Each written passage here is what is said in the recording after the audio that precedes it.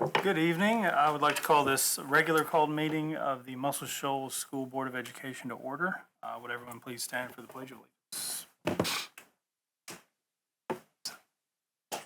I pledge allegiance to the flag of the United States of America and to the republic for which it stands, one nation under God, indivisible, with liberty and justice for all. Mrs. Langley, would you please call the roll for us? Here. Here. Here. Here. Here. Thank you. Thank you, Ms. Langley. Dr. Holden, we have a quorum. All right, thank you, Mr. President. I recommend approval of the agenda as presented. All right, Board, our first order of business is to approve the agenda as presented. Do we have a motion to approve the agenda as presented? I'll make a ahead. motion to approve the agenda. All right.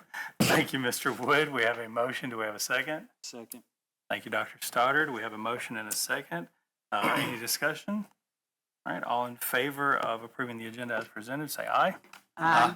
Any opposed, say nay. All right, Dr. Holden, the agenda is approved. Thank you, Mr. President. I have no correspondence tonight, so we'll move right on to item E, which is approval of the meeting minutes from the August 26, 2025 regular meeting, and you have those minutes in your packet, and I recommend. All right, Board, the superintendent has recommended approval of the board meeting minutes as presented. Do I have a motion to approve the minutes?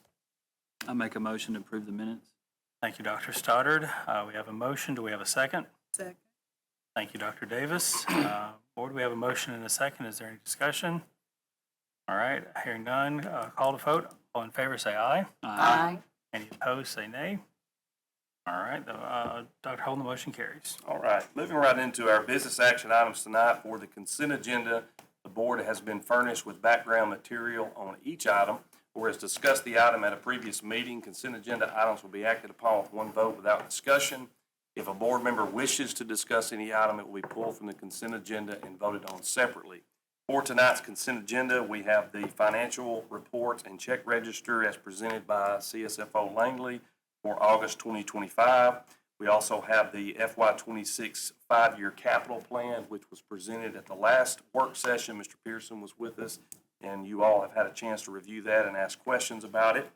Also, we have the textbook selection committee for 25-26 for social studies. Those names are in your packet, as well as I'm recommending that we accept DCM project number 2025628, which is an HVAC upgrade in the indoor athletic facility. We opened bids on that project just a few weeks ago, and in your packet, you have the 4 bidders, and I'm recommending the lowest bid meeting specifications, which would be J.K. Johnson. So does any board member wish to pull any of that out and vote on it separately? Hearing none, Mr. President, I recommend the consent agenda as presented. Thank you, Dr. Holden. Board, the superintendent has recommended approval of the consent agenda. Do I have a motion to approve the consent agenda as presented? Mr. President, I make a motion to approve the consent agenda as presented. Thank you, Dr. Davis. We have a motion. Do we have a second? Second. Thank you, Mrs. Allman. We have a motion and a second. Is there any discussion? All right, hearing none, call to vote. All in favor say aye. Aye. Any opposed? All right, Dr. Holden, the motion carries. All right. Next item is the personnel report, and you have the personnel report in your packet, and I recommend it as presented. Thank you, Dr. Holden. Board, the superintendent has recommended approval of the personnel report as presented. Do I have a motion to approve the personnel report as presented? So moved. Thank you, Ms. Allman. We have a motion. Do we have a second? Second. Thank you, Mr. Wood. We have a motion and a second. Is there any discussion? All right, hearing none, call to vote. All in favor say aye. Aye. Any opposed? All right, Dr. Holden, motion carries. All right, for the benefit of the audience, the personnel report tonight consists of the following. Under resignation, this is a robotics club sponsor supplement only position at McBride. That's Jill McCabe. Also under employment, Kimber Peebles, school counselor. That'll be a shared position between Highland Park and Webster. Effective date is to be determined. Also under other part-time supplemental contracts, special assignments, this supplemental compensation professional development program for central office administrators, Mallory Kincaid, Richard Templeton, and Taylor Darden. Also, Robotics Club sponsor appointment for McBride, Allison Roberts. Michelle Woodis, teacher, MSMS. This will be an unpaid leave. You've got the dates there that she's asking due to an extraordinary circumstance. Also, Kelly Word will serve as a nurse mentor to a new nurse at McBride. And then Tamara Counts and Holly Wade will be providing PSAT tutoring at Muscle Shoals High School. This was approved a year ago. They did the same thing during the last school year, and they'll be doing that this school year, and we appreciate their willingness to do that. Also not for board action, just information only, a couple of employees there requesting a new medical leave. Of course, those will be flexible according to their needs. And then we also have a community ed extended day aide for 25-26, Caitlin Treppenauer. That'll be system-wide. I'm just noticing on here, Ms. Langley, that says board hired. I wonder if that should say Kelly Services. Probably need to check with Ms. Mifflin before we, Yes. that should say Kelly Services. Is she a Kelly? No, if she's serving as community ed, then she would be a board hired. Okay. It's under the not for board action, so we'll just make a note that that is a board hired community ed employee, and if that's different, if it's not board hired, we'll fix it at the next board. Okay? Yep. All right. All right. At this point, Mr. President, we are ready for budget hearing number 2, so I'll turn it back over to you and Ms. Langley. Mrs. Langley, whenever you are ready. I think I have the microphone on. Okay, perfect. As Dr. Holden said, this is the second budget hearing, and I am going to give you a very brief review this week. It won't last as long as the previous one because there were not very many changes. Our state revenues continue to be $24 million. Our federal is where our changes went into effect. We ended up getting our Title II money.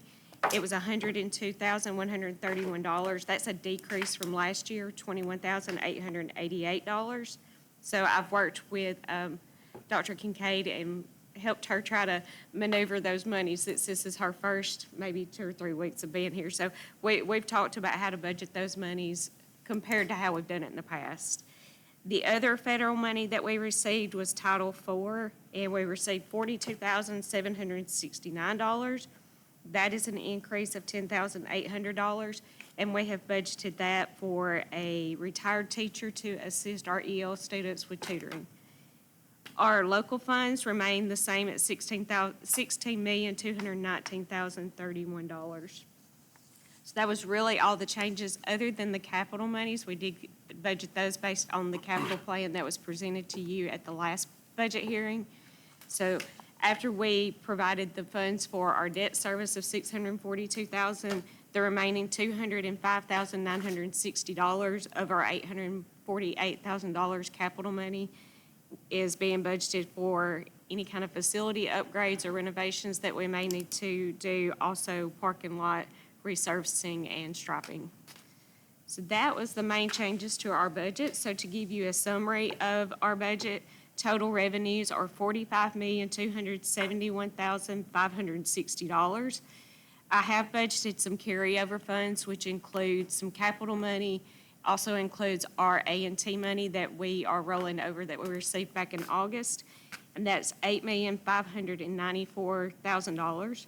$8,594,000. I am utilizing a little bit of our fund balance in the general fund, and that's only $435,115. That's just to help balance out the general fund. Our total expenditures are $48,596,000. Our fund balance as of October 1st of 2024 that we use going into the 25 year was $11,210,000. With our current fund balance of 4.78 going into hopefully fiscal year 26. And I'm estimating that our 1 month operating cost in 26 will be $3.2 million, and we will end fiscal year 26 with a 3.54 month operating balance. I did not have any correspondence after the first budget hearing, but if there are any tonight, I welcome those from you and members of the audience. Okay, thank you, Ms. Langley. Board, does anyone have any questions or comments concerning the fiscal year 26 budget proposal? Okay, hearing none, I will open the floor for comments from the public concerning the fiscal year 26 budget proposal. If there are any. All right, hearing none, then our budget hearing for the fiscal year 2026 budget proposal is closed. Move on. All right, Mr. President, thank you very much. So 2 more items, and these will be action items related to the budget hearing that we just completed. The first one is the resolution for a one-time supplement to employees. We have discussed that during the work session, as well as information has been provided to you all in advance. So I recommend the resolution that's in your packet for a one-time supplement to employees as presented. Thank you, Dr. Oldham. Board, the superintendent has recommended a resolution to provide a one-time supplement to employees for the fall 2025 semester. Do we have a motion concerning that, that recommendation?